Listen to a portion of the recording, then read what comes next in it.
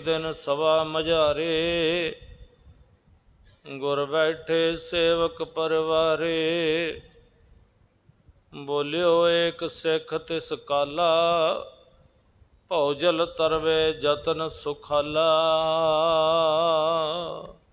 वाहिगुरु जी का खालसा, वाहिगुरु जी की फतेह। सतगुरां दी साजी नवाजी गुरु की संगत, धन गरीब नवाज गुरु ग्रंथ साहिब जीआं दी पावन पवित्र हजूरी विच आप संगत ने बैठ के सतगुरां दी गुरबाणी दे रस भिन्ने कीर्तन शब्द सरवण कीते। धन गुरु गोबिंद सिंह महाराज जी का इतिहास आपां सरवण कर रहे हाँ। सतगुरु पातशाह महाराज साहब जियां ने चार चार अखर जेड़े उन्हां दा उपदेश बख्शिया। चार कके दे जेड़े नाम ने उन्हां तो किवें सावधान रहना है। इसे तरह जेड़े चार बब्बे ने उन्हां दा संग नहीं करना है। ये विचार आपां कल दे दीवान विच सरवण करके लाहे प्राप्त कीते। अज जिवें महाराज कृपा करदे ने एक नवीं साखी प्रारंभ हो रही है जो अज आपां सरवण करांगे। आओ मन दे ध्यान नूं टकाइए, मिल के आखिए सतनाम श्री श्री वाहिगुरु साहिब जी। बहुर एक दिन सवा मझारे। एक दिन सतगुरु बैठे होए दीवान दे विच, संगतां बैठियां, सतगुरु बिराजे होए ते जदों महाराज अपने संघासन ते आके बिराजे हन, गुर बैठे सेवक परवारे। सतगुरु बैठ गए अपने तख्त ते आके ते चार छफेरे संगतां बैठ गईयां। परिवार दी तरह चार छफेरे बेअंत संगतां महाराज दे बिराजियां हन। बोलियो एक सिख तिस काला। इन्हां संगतां विचों एक सिख उठिया, उठ के महाराज दे कोल आया ते सतगुरां नूं आके कहन लगा है, भौजल तरबे जतन सुखाला। महाराज दुनिया तो किवें तरीए, इस संसार तो किवें तरीए, कोई सौखा जिहा तरीका दसो। ग्रंथां विच लिखिया ते बड़े रस्ते लिखे ने मुक्त होने वास्ते, पर महाराज वो रस्ते औखे ने। कोई सौखा जिहा तरीका दस दिओ जिहड़ा कमा लईए ते मुक्त हो जाइए। आप जी कृपा करके दसो। सतगुरु जी तुम करो उचारण। सतगुरु अपने मुख तो ये बख्शिश करो, सानू उपदेश दी उपदेश दिओ अपने मुख तो कह के। कोई सौखा जिहा तरीका दस दिओ जिस नाल साडा भला हो जावे। जिसको सुख जिसको सुन सिख कर है धारण। सतगुरु जिहड़ा उपदेश तुसीं देवोगे, ये सिख कह रहा है, कोई बजुर्ग सिख उठिया चंगी सियाणी उम्र दा है। सतगुरु ग्रंथां विच लिखिया ते बहुत कुछ है, पर कदों तक पढ़ते रवांगे। वो रस्ते बड़े औखे दसे ने, टेढ़े मेढ़े रस्ते। आप जी सीधा जिहा रस्ता, कोई सखैन रस्ता दसो जिहदे नाल तर जाइए। सिख बेनती करदा है, शास्त्रन के पंडित जेई। महाराज शास्त्रां विच लिखे होए रस्ते, ਜਿਹੜਾ ਧਾਰਮਿਕ ਗ੍ਰੰਥ ਹੁੰਦਾ ਨਾ ਉਹ ਰਸਤੇ ਦਾ ਕੰਮ ਕਰਦਾ, ਰਾਹ ਵਿਖਾਉਣ ਦਾ ਕੰਮ ਕਰਦਾ ਧਾਰਮਿਕ ਗ੍ਰੰਥ। ਜਿਹੜਾ ਤੇ ਉਸ ਗ੍ਰੰਥ ਨੂੰ ਪੜ੍ਹ ਕੇ ਉਹਦੇ ਤੇ ਅਮਲ ਕਰੇਗਾ ਉਹ ਰਸਤੇ ਦੇ ਉੱਪਰ ਚੱਲ ਪਿਆ ਹੈ। ਪਰ ਜਿਹੜੇ ਸ਼ਾਸਤਰਾਂ ਵਿੱਚ ਰਸਤੇ ਲਿਖੇ ਨੇ, ਜੇ ਅਮਲ ਵੀ ਕਰਨ ਲੱਗ ਪਈਏ ਤੇ ਉਹ ਜਿੰਨੇ ਵੀ ਰਸਤੇ ਮੁਕਤ ਹੋਣ ਵਾਸਤੇ ਹਨ। ਮਾਰਗ ਬਿਖਮ ਬਤਾਵੇਂ ਤੇ ਸਤਿਗੁਰੂ ਉਹ ਔਖਾ ਰਸਤਾ ਦੱਸਦੇ। ਸ਼ਾਸਤਰਾਂ ਵਿੱਚ ਤੇ ਬੜੇ ਰਸਤੇ ਲਿਖੇ ਗ੍ਰੰਥਾਂ ਵਿੱਚ, ਪਰ ਹੈਨ ਬੜੇ ਔਖੇ। ਉਹਨਾਂ 'ਚ ਬੜਾ ਕੁਝ ਲਿਖਿਆ ਹੋਇਆ ਹੈ, ਪਰ ਮਹਾਰਾਜ ਔਖਾ ਰਸਤਾ ਸਾਡੇ ਕੋਲੋਂ ਤੈਅ ਨਹੀਂ ਹੋਣਾ। ਅਸੀਂ ਕਲਯੁਗੀ ਜੀਵ ਹਾਂ, ਸਾਡੇ ਸਰੀਰਾਂ ਵਿੱਚ ਇੰਨੀ ਤਾਕਤ ਨਹੀਂ ਹੈ, ਇੰਨਾ ਬਲ ਨਹੀਂ।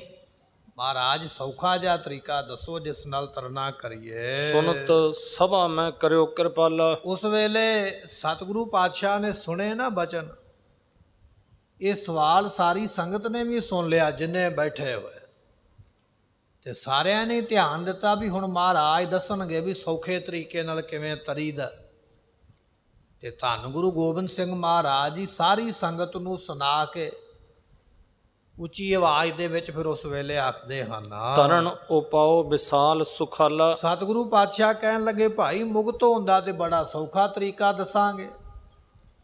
ਇੰਨਾ ਸੌਖਾ ਤਰੀਕਾ ਦੱਸਾਂਗੇ ਵੀ ਤੁਸੀਂ ਝੱਟ ਹੀ ਉਸ ਤਰੀਕੇ ਨੂੰ ਅਪਣਾ ਕੇ ਸਾਡੇ ਦੱਸੇ ਹੋਏ ਬਚਨ ਕਮਾ ਕੇ ਤੁਸੀਂ ਮੁਕਤ ਹੋ ਸਕਦੇ ਹੋ।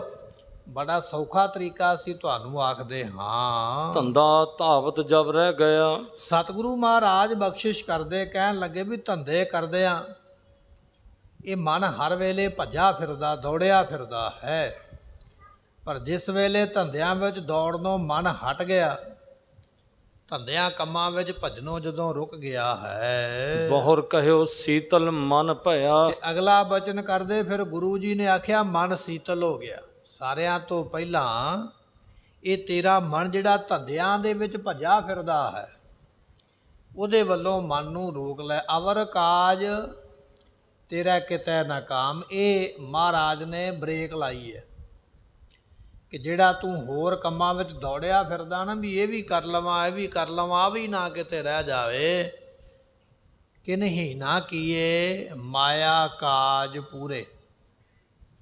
ਗੁਰੂ ਤੇਗ ਬਹਾਦਰ ਮਹਾਰਾਜ ਸਾਹਿਬ ਜੀ ਦਾ ਇਹ ਬਚਨ ਹੈ ਵੀ ਦੁਨੀਆ ਵਿੱਚ ਮਾਇਆਪਤੀ, ਲੱਖਪਤੀ, ਕਰੋੜਪਤੀ, ਅਰਬਪਤੀ ਜਿਹੜਾ ਮਰਜ਼ੀ ਹੋਵੇ, ਪਰ ਮਾਇਆ ਨੇ ਕਿਸੇ ਦੇ ਵੀ ਕੰਮ ਮੁਕੰਮਲ ਨਹੀਂ ਕੀਤੇ। ਕੋਈ ਬੰਦਾ ਇਹ ਨਹੀਂ ਕਹਿ ਸਕਦਾ ਵੀ ਮੇਰੇ ਸਾਰੇ ਕੰਮ ਹੋ ਗਏ। ਕੰਮ ਤੇ ਬੜੇ ਵਿੱਢ ਕੇ ਬੈਠਾ, ਸ਼ੁਰੂ ਕਰਕੇ ਬੈਠਾ, ਪਰ ਮੁਕੰਮਲ ਕੋਈ ਨਹੀਂ ਕਰ ਪਾਉਂਦਾ। ਮਹਾਰਾਜ ਕਹਿਣ ਲੱਗੇ ਅਵਰ ਕਾਜ ਤੇਰਾ ਕਿਤਾ ਨਾਮ ਜਪੇ ਤੋਂ ਬਿਨਾ ਜਿਹੜੇ ਕੰਮਾਂ ਧੰਦਿਆਂ ਵਿੱਚ ਦੌੜਿਆ ਫਿਰਦਾ ਹੈ, ਕੰਮ ਕਦੇ ਪੂਰੇ ਨਹੀਂ ਹੋਣੇ, ਬੰਦਾ ਪੂਰਾ ਹੋ ਜਾਣਾ ਹੈ।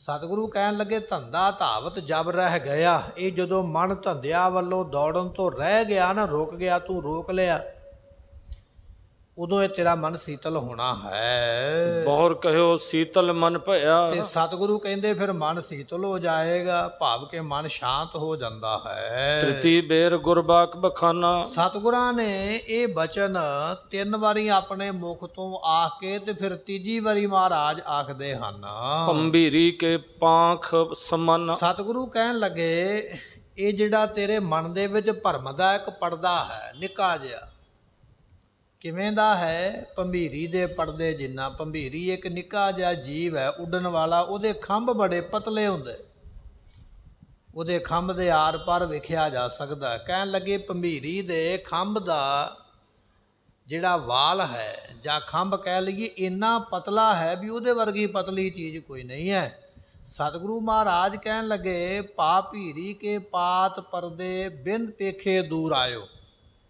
ਰੱਬ ਤੇਰੇ ਤੋਂ ਇੰਨਾ ਕੁ ਦੂਰ ਹੈ, ਬਸ ਉਹ ਭੰਬੀਰੀ ਦੇ ਖੰਭ ਜਿੰਨਾ ਤੇਰੇ ਮਨ ਦੇ ਵਿੱਚ ਭਰਮ ਹੈ, ਤੇ ਤੂੰ ਸਮਝਦਾ ਵੀ ਰੱਬ ਬੜੀ ਦੂਰ ਹੈ। ਜਿੱਦਣ ਉਹ ਪਰਦਾ ਦੂਰ ਹੋ ਗਿਆ, ਉਦੋਂ ਰੱਬ ਤੇਰੇ ਬਿਲਕੁਲ ਨੇੜੇ ਹੈ, ਤੇਰੇ ਅੰਦਰ ਹੀ ਵਸਿਆ ਹੋਇਆ।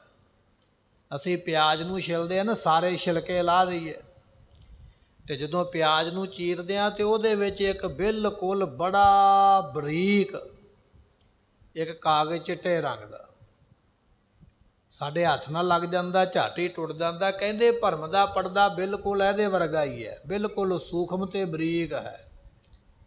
ਬਸ ਉਹਨੂੰ ਦੂਰ ਕਰਨਾ, ਪਰੇ ਕਰਨਾ। ਜਦੋਂ ਉਹ ਭਰਮ ਦਾ ਪਰਦਾ ਦੂਰ ਹੋ ਗਿਆ, ਜਿਸ ਪ੍ਰਮਾਤਮਾ ਨੂੰ ਤੂੰ ਦੂਰ ਕਹਿੰਦਾ ਉਹ ਬਿਲਕੁਲ ਨੇੜੇ ਹੈ। ਆਪਾਂ ਕਹਿ ਦਿੰਦੇ ਆ ਕੰਧ ਤੋਂ ਪਰੇ ਪਰਦੇਸ। ਕੰਧ ਦੇ ਦੂਸਰੇ ਬੰਨੇ ਭਾਵੇਂ ਸਾਡਾ ਖਾਸ ਰਿਸ਼ਤੇਦਾਰ ਖਲੋਤਾ, ਪਰ ਜਿੰਨਾ ਚਿਰ ਦਿਸਦਾ ਨਹੀਂ ਹੈ ਤੇ ਦੂਰ ਹੈ ਨਾ। ਤੇ ਜਦੋਂ ਉਹ ਕੰਧ ਤੋੜ ਦਿਆਂਗੇ, ਉਹ ਜਿਹੜਾ ਦੂਸਰੇ ਬੰਨੇ ਖਲੋਤਾ ਉਹ ਦਿਸਣ ਵੀ ਲੱਗ ਪੈਂਦਾ, ਉਹਦੀ ਗੱਲ ਵੀ ਸੁਣ ਲੱਗ ਪੈਂਦੀ ਹੈ। ਤੇ ਜੇ ਵਿੱਚ ਕੰਧ ਹੋ ਜਾਵੇ, ਨਾ ਗੱਲ ਸੁਣਦੀ ਹੈ ਤੇ ਨਾ ਉਹ ਦਿਸਦਾ। ਸਤਿਗੁਰੂ ਕਹਿਣ ਲੱਗੇ ਤੇਰੇ ਮਨ ਦੇ ਵਿੱਚ ਭੰਬੀਰੀ ਦੇ ਖੰਭ ਜਿੰਨਾ ਇੱਕ ਪਰਦਾ ਹੈ, ਕੰਧ ਦੇ ਰੂਪ ਦੇ ਵਿੱਚ ਰੱਬ ਹੈ ਤੇ ਤੇਰੇ ਸਾਹਮਣੇ, ਪਰ ਦਿਸਦਾ ਕੋਈ ਨਹੀਂ ਪਿਆ। ਜਿੱਦਣ ਉਹ ਪਰਦਾ ਦੂਰ ਹੋ ਗਿਆ, ਉਦੋਂ ਤੈਨੂੰ ਦਿਸਣ ਵੀ ਲੱਗ ਪਵੇਗਾ, ਤੈਨੂੰ ਸੁਣਨ ਵੀ ਲੱਗਦਾ ਹੈ। ਪਰਦੋ ਅਤ ਸੂਖਮ ਬਿਰਮਾਇਓ। ਇਹ ਤੇਰਾ ਮਨ ਉਸ ਸੂਖਸ਼ਮ ਜੇ ਪਰਦੇ ਦੇ ਭਰਮ ਕਰਕੇ ਮਨ ਭਰਮਿਆ ਹੋਇਆ ਹੈ। ਬਿਨ ਦੇਖੇ ਜਾਣੇ ਦੂਰ ਆਇਓ। ਤੂੰ ਰੱਬ ਨੂੰ ਵੇਖਿਆ ਨਹੀਂ, ਇਸ ਕਰਕੇ ਤੈਨੂੰ ਲੱਗਦਾ ਵੀ ਰੱਬ ਬੜੀ ਦੂਰ ਹੈ, ਪਰ ਉਹ ਦੂਰ ਨਹੀਂ ਹੈ, ਨੇੜੇ ਹੀ ਹੈ। ਤੈਨੂੰ ਦੂਰ ਉਹ ਤਾਂ ਲੱਗਾ ਕਿਉਂਕਿ ਤੇਰੇ ਮਨ ਵਿੱਚ ਇੱਕ ਪਰਦਾ ਹੈ ਜਿਹੜਾ ਰੱਬ ਨੂੰ ਵੇਖ ਨਹੀਂ ਸਕਦਾ ਪਿਆ। ਪਰਦਾ ਭਾਵੇਂ ਬੜਾ ਬਰੀਕ ਹੈ ਪਰ ਹੈ ਜ਼ਰੂਰ। ਜਿੰਨਾ ਚਿਰ ਉਹ ਬਰੀਕ ਪਰਦਾ ਟੁੱਟਦਾ ਨਹੀਂ ਉਹਨਾਂ ਚਿਰ ਪਰਮਾਤਮਾ ਹੈ ਦੂਰ, ਜਦੋਂ ਟੁੱਟ ਗਿਆ ਫਿਰ ਨੇੜੇ ਹੈ। ਤੀਨ ਪ੍ਰਮਾਨ ਬਖਾਨੇ ਜਬੈ। ਸਤਿਗੁਰਾਂ ਨੇ ਇਹ 3 ਪ੍ਰਮਾਣ ਦਿੱਤੇ ਸਮਝਾਉਣ ਵਾਸਤੇ। ਜਦੋਂ 3 ਪ੍ਰਮਾਣ ਮੁਖੋਂ ਆਖੇ ਹਨ, ਨਿਕਟ ਸਭਾ ਸਭ ਸੁਨ ਤੇ ਤੇ ਸਭੈ। ਸਾਰਿਆਂ ਨੇ ਸੁਣਿਆ ਬਚਨ ਮਹਾਰਾਜ ਜੀ ਦਾ, ਸਾਰੇ ਦੀਵਾਨ ਵਿੱਚ ਬੈਠੇ ਸੁਣਦੇ ਹਨ। ਬਹੁਰ ਕਿਰਪਾ ਕਰ ਗੁਰੂ ਉਚਾਰ। ਸਤਿਗੁਰੂ ਜੀ ਕਿਰਪਾ ਕਰਕੇ ਫਿਰ ਉਸ ਵੇਲੇ ਬਚਨ ਕਰਨ ਲੱਗੇ ਹਨ। ਸੁਨ ਸਿਖਾ ਪੁਨ ਤਰਨ ਸੁਖਾਰ। ਸਤਿਗੁਰੂ ਕਹਿਣ ਲੱਗੇ ਸਿੱਖਾ ਇਹ ਉਪਦੇਸ਼ ਦਿੱਤਾ ਪਰ ਇੱਕ ਬਚਨ ਹੋਰ ਸੁਣ ਲਾ ਵੀ ਤਰਨਾ ਬੜਾ ਹੀ ਸੌਖਾ ਹੈ ਦੁਨੀਆ ਤੋਂ, ਸੰਸਾਰ ਤੋਂ ਤਰਨਾ ਬੜਾ ਸੌਖਾ ਹੈ। ਫਿਰ ਮਹਾਰਾਜ ਉਹ ਪਹਿਲੇ ਵਾਲਾ ਬਚਨ ਕਰਦੇ ਹਨ, ਰਾਮ ਰਾਮ ਸਿਮਰਨ ਕੋ ਕਰੀਐ। ਸਤਿਗੁਰੂ ਪਾਤਸ਼ਾਹ ਕਹਿਣ ਲੱਗੇ ਹਰ ਵੇਲੇ ਕੰਮਕਾਰ ਕਰਦਿਆਂ ਵਾਹਿਗੁਰੂ ਵਾਹਿਗੁਰੂ ਦਾ ਸਿਮਰਨ ਕਰਨਾ ਹੈ। ਜੇ ਸੰਸਾਰ ਤੋਂ ਤਰਨਾ ਚਾਹਣਾ ਹੈ ਤੇ ਸਭ ਤੋਂ ਜ਼ਰੂਰੀ ਕੰਮ ਕਰਦਿਆਂ ਰਾਮ ਰਾਮ ਕਹਿਣਾ ਹੈ। ਭਗਤਾਂ ਨੇ ਬਚਨ ਕੀਤੇ ਹਾਥ ਪਾਉ ਕਰ ਕਾਮ ਸਭ ਚੀਤ ਨਿਰੰਜਨ ਨਾਲ। ਨਾਮਾ ਮਾਇਆ ਮੋਹਿਆ ਕਹਿ ਤਿਲੋਚਨ ਮੀਤ, ਕਾਹੇ ਛੀਪੋ ਛਾਇ ਲੈ ਰਾਮ ਨਾ ਲਾਵੋ ਚੀਤ। ਭਗਤ ਤਿਲੋਚਨ ਜੀ ਇੱਕ ਵਾਰੀ ਨਾਮਦੇਵ ਜੀ ਦੇ ਘਰੇ ਚਲੇ ਗਏ ਤੇ ਨਾਮਦੇਵ ਆਪਣੇ ਘਰ ਵਿੱਚ ਕੰਮ ਕਰਦੇ ਪਏ ਤੇ ਦੋਨੇ ਮਿੱਤਰ ਨੇ ਨਾ, ਤੇ ਮਿੱਤਰ ਨੇ ਮਿੱਤਰ ਨੂੰ ਮਖੌਲ ਕੀਤਾ, ਹਾਸਾ ਕੀਤਾ। ਕਹਿਣ ਲੱਗਾ ਮੈਂ ਆਖਿਆ ਵੀ ਰੱਬ ਦੇ ਭਗਤ ਨੂੰ ਮਿਲ ਕੇ ਆਈਏ, ਇਹ ਰੱਬ ਦਾ ਭਗਤ ਕਾਹਦਾ ਹੈ ਤੇ ਘਰ ਦੇ ਕੰਮ ਵਿੱਚ ਲੱਗਾ ਹੋਇਆ, ਤੂੰ ਕੰਮ ਛੱਡ ਕੇ ਰਾਮ ਦੇ ਨਾਮ ਨੂੰ ਜਪਦਾ ਕਿਉਂ ਨਹੀਂ? ਤੇ ਭਗਤ ਨਾਮਦੇਵ ਜੀ ਕਹਿਣ ਲੱਗੇ ਨਾਮਾ ਕਹਿ ਤਿਲੋਚਨਾ ਮੁਖ ਤੇ ਰਾਮ ਸੰਭਾਲ, ਹਾਥ ਪਾਉ ਕਰ ਕਾਮ ਸਭ ਚੀਤ ਨਿਰੰਜਨ ਨਾਲ। ਹੱਥਾਂ ਪੈਰਾਂ ਨਾਲ ਕੰਮਕਾਰ ਕਰ, ਕਿਰਤ ਵਿਰਤ ਕਰ ਧਰਮ ਦੀ ਹੱਥੋਂ ਦੇ ਕੇ ਭਲਾ ਮਨਾਵੇ। ਆਪਣੇ ਦਸਾਂ ਨੋਹਾਂ ਨਾਲ ਕਿਰਤ ਕਰਦਿਆਂ ਹੋਇਆਂ ਆਪਣਾ ਮਨ ਨਹੀਂ ਪਰਮਾਤਮਾ ਤੋਂ ਦੂਰ ਕਰਨਾ, ਕੰਮ ਤੇ ਭਗਤ ਵੀ ਕਰਦੇ ਰਹੇ। ਭਗਤ ਰਵਿਦਾਸ ਜੀ ਟੁੱਟੇ ਜੋੜੇ ਗੰਢਿਆ ਕਰਦੇ, ਭਗਤ ਧੰਨਾ ਜੀ ਖੇਤੀ ਕਰਿਆ ਕਰਦੇ। ਕੰਮ ਤੇ ਭਗਤਾਂ ਨੇ ਵੀ ਨਹੀਂ ਛੱਡਿਆ ਹੈ, ਪਰ ਕੰਮ ਦੇ ਨਾਲ ਨਾਲ ਉਹ ਰੱਬ ਦੇ ਨਾਮ ਨੂੰ ਵੀ ਜਪਦੇ ਪਏ। ਸਤਿਗੁਰੂ ਉਹ ਬਚਨ ਕਰਦੇ ਪਏ, ਕਹਿਣ ਲੱਗੇ ਰਾਮ ਰਾਮ ਸਿਮਰਨ ਕੋ ਕਰੀਏ, ਕੰਮਕਾਰ ਕਰਦਿਆਂ ਸਿਮਰਨ ਨਾ ਛੱਡਿਆ ਕਰ। ਜਦੋਂ ਅਸੀਂ ਕੰਮ ਛੱਡ ਕੇ ਸਿਮਰਨ ਕਰਦੇ ਹਾਂ ਅਸੀਂ ਟਾਈਮ ਗਿਣ ਲੈਂਦੇ, ਅੱਜ ਮੈਂ 5 ਮਿੰਟ ਵਾਹਿਗੁਰੂ ਵਾਹਿਗੁਰੂ ਕੀਤਾ, ਅੱਜ ਮੈਂ 1 ਘੰਟਾ ਕਰ ਲਿਆ, ਅੱਜ ਮੈਂ 2 ਘੰਟੇ ਕਰ ਲਿਆ। ਪਰ ਜੇ ਤੂੰ ਕੰਮ ਕਰਦਿਆਂ ਨਾਲ ਨਾਲ ਜਪੇਂਗਾ, ਨਾਲ ਕੰਮ ਚੱਲਦਾ ਪਿਆ ਨਾਲੇ ਨਾਮ ਜਪਦਾ ਪਿਆ, ਸਮਾਂ ਵੀ ਗਿਣਨਾ ਨਹੀਂ ਪਵੇਗਾ, ਕੰਮ ਵੀ ਹੁੰਦਾ ਪਿਆ ਨਾਮ ਵੀ ਜਪਿਆ ਜਾ ਰਿਹਾ। ਇਸ ਕਰਕੇ ਕੰਮ ਕਰਦਿਆਂ ਨਾਲ ਨਾਲ ਨਾਮ ਨੂੰ ਕਹਿਣਾ ਕਰ। ਆਪ ਪੂਰਬਲੇ ਪੂਰਬ ਹਰੀਐ ਹੈ। ਜਦੋਂ ਆਪਾਂ ਰਾਮ ਦਾ ਨਾਮ ਲੈਂਦੇ ਆ, ਰਾਮ ਦਾ ਨਾਮ ਕਦੇ ਖਾਲੀ ਨਹੀਂ ਜਾਂਦਾ। ਤੁਸੀਂ ਮਨ ਵਿੱਚ ਕਦੇ ਇਹ ਨਾ ਸੋਚਿਆ ਕਰੋ ਵੀ ਅੱਜ ਮੈਂ ਜਪਜੀ ਸਾਹਿਬ ਦਾ ਪਾਠ ਕੀਤਾ ਤੇ ਮੇਰਾ ਤੇ ਮਨ ਨਹੀਂ ਟਿਕਿਆ ਤੇ ਮੇਰਾ ਤੇ ਪਾਠ ਹੀ ਖਾਲੀ ਚਲਾ ਗਿਆ। ਅੱਜ ਮੈਂ ਕਥਾ ਵਿੱਚ ਆ ਕੇ ਬੈਠਾ ਸੀ, ਮੇਰਾ ਮਨ ਨਹੀਂ ਟਿਕਿਆ, ਮੇਰਾ ਮਨ ਤੇ ਦੌੜ ਗਿਆ, ਮੇਰਾ ਤੇ ਆਉਣਾ ਹੀ ਖਾਲੀ ਰਹਿ ਗਿਆ। ਅੱਜ ਮੈਂ ਸੁਖਮਨੀ ਸਾਹਿਬ ਦਾ ਪਾਠ ਕਰਦਾ ਪਿਆ, ਵਾਹਿਗੁਰੂ ਮੰਤਰ ਨੂੰ ਜਪਿਆ, ਮੇਰਾ ਤੇ ਮਨ ਨਹੀਂ ਟਿਕਿਆ। ਸਾਡੇ ਵਿੱਚ ਵੀ ਕੁਝ ਅਖੌਤੀ ਇਹੋ ਜਿਹੇ ਨੇ ਜਿਹੜੇ ਇਸ ਗੱਲ ਦਾ ਹੀ ਪ੍ਰਚਾਰ ਕਰਦੇ ਵੀ ਜੇ ਮਨ ਨਹੀਂ ਟਿਕਦਾ ਤੇ ਬਾਣੀ ਨਾ ਪੜੋ।